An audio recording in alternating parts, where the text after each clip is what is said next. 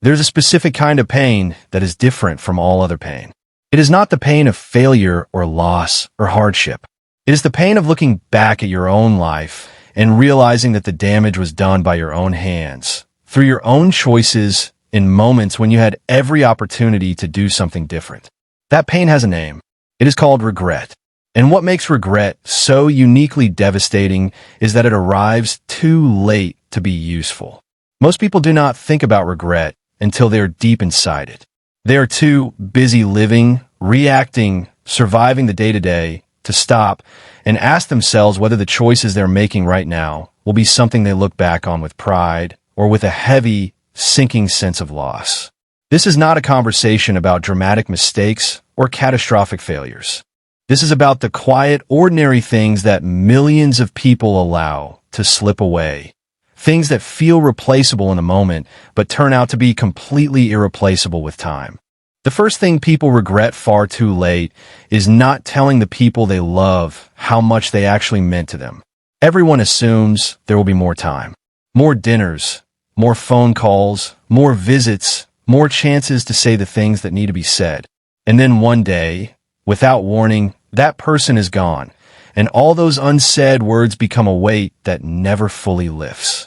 People walk around carrying entire conversations they never had with parents who have passed, friends who drifted away, partners they lost, and children who grew up before they noticed.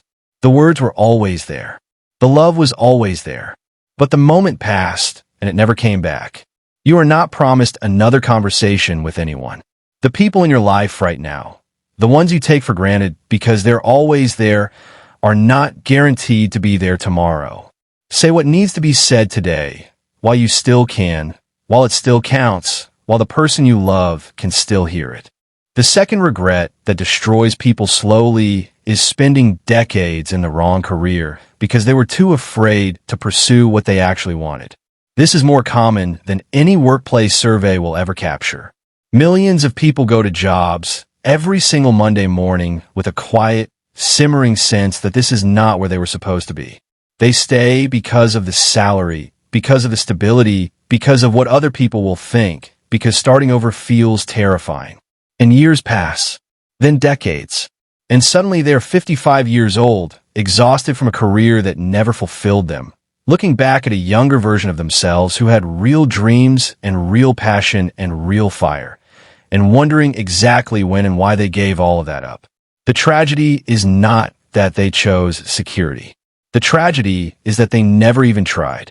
They never tested the dream, never took the risk, never gave themselves a real chance to find out what they were actually capable of. A life spent doing work that has no meaning to you is an enormous price to pay for comfort. The third thing people regret is waiting too long to take care of their body. Health is the one thing that almost everyone takes completely for granted until it is suddenly gone. When you are young and healthy, it feels permanent. You push your body, you ignore the warning signs, you eat badly, you sleep poorly, you skip the exercise, you manage the stress with the wrong things, and you tell yourself you will sort out later. Later comes, and sometimes what arrives with it is a diagnosis, a condition, a limitation that changes everything. And the cruelest part is looking back and realizing that so much of it was preventable. That the small daily choices that felt insignificant were actually building something. And what they built was damage. Your body is carrying you through every single moment of your life. It is the vehicle for every experience, every relationship, every achievement you will ever have. Treating it like an afterthought is one of the most expensive mistakes a person can make. The fourth regret is allowing fear to make all the decisions. Every person has had a moment where they stood at the edge of something that could have changed their life. A conversation they were afraid to start, a risk they were afraid to take, an opportunity they talked themselves out of because the uncertainty felt too overwhelming. And fear won, as it usually does when it is allowed to sit in the driver's seat. What people don't understand about fear is that it does not go away the more you give into it. It grows. Every time you let fear make the decision, you teach your mind that fear is correct, that the world is dangerous, that retreat is the smart choice. Over time, Your entire life gets shaped around avoiding things rather than pursuing them. The things most worth having in life: real love, meaningful work, genuine growth, deep connection, all of them require walking directly into discomfort and uncertainty. There is no other path to them. Fear will always be present. The question is whether you let it lead or whether you lead despite it. The fifth regret is not investing time in real friendships and letting those relationships quietly fade. Life gets busy. People move, priorities change, schedules become impossible to coordinate, and slowly the friendships that once felt like the foundation of your world reduce to occasional messages and annual birthday wishes. It happens so gradually that most people don't even notice until they look up one day and realize they are genuinely lonely. Not the kind of lonely that comes from being alone, the kind that comes from being surrounded by people, but having nobody who truly knows you. Deep friendships do not maintain themselves. They require effort, consistency, presence, and genuine investment. And most people, when life gets demanding, allow those friendships to become the first casualty. The research on this is overwhelming. The quality of your relationships is the single most significant factor in your long-term happiness and even your physical health. Not your career, not your wealth, not your achievements. The people you are connected to. Neglecting those connections in favor of productivity and busyness is a trade that almost everyone who makes it eventually comes to deeply regret. The sixth thing people regret is never learning to handle money properly and spending their entire life feeling financially trapped. This is not about being rich. This is about the basic financial literacy that most people are never taught and never bother to learn. Understanding how to save, how to invest, how to avoid debt that compounds against you, how to build some level of financial security over time. Instead, most people spend what they earn, sometimes more than they earn, with no real plan and no real cushion. And it works fine until it doesn't, until the emergency hits, until the job disappears, until the unexpected expense arrives, and there is nothing there to catch them. Financial stress is one of the most corrosive forces in a person's life. It affects sleep, health, relationships, mental clarity, and the ability to make good decisions. And the painful reality is that for most people, it was entirely avoidable with earlier, smarter choices. You do not need to be wealthy to be financially stable. You need to be intentional. And most people wait until the damage is already done before they become intentional. The seventh regret is giving up on a dream because someone else told them it was unrealistic. Think about how many dreams have been quietly buried because of someone else's opinion. A parent who said it wasn't practical. A teacher who said the talent wasn't there. A friend who laughed.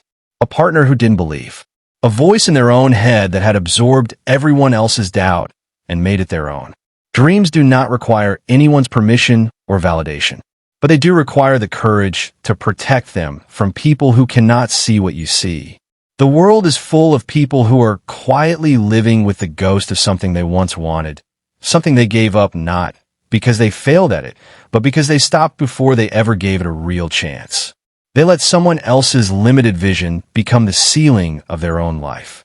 No one who ever built something meaningful was surrounded by people who believed in them from the start. Belief comes after the proof. You have to be willing to go first. The eighth regret, and one of the most quietly devastating, is not being present for the moments that actually mattered. People are physically present, but mentally absent for some of the most important moments of their lives. They are at the dinner table, but scrolling through a phone. They are at their child's recital, but thinking about work. They are on a beautiful trip, but too distracted by everything else to actually experience it. And those moments do not come back. The childhood does not come back. The parents' remaining years do not come back. The relationship that needed attention and care does not come back. Presence is one of the rarest and most valuable gifts you can give anyone, including yourself. And it is being lost to distraction at a scale the world has never seen before. One day you will look back at this exact period of your life and wish you had been more present for it. That day does not have to arrive as a regret. It can arrive as a memory you are genuinely proud of, but only if you choose to show up fully, right now, for the life that is actually happening in front of you. The most important thing to understand about all of these regrets is that they share one common thread. None of them had to happen. Every single one of them was preventable with awareness, with intention, with the willingness to make different choices before time ran out. The people who carry these regrets are not bad people or stupid people. They're ordinary people who simply did not stop to ask themselves the right questions early enough. You are reading this now. That means you still have time. Not unlimited time. Nobody has that. But time. Real, usable, valuable time to choose differently, to speak the words that need to be spoken, to pursue what actually matters, to show up for the people and the life you have. Regret is not inevitable.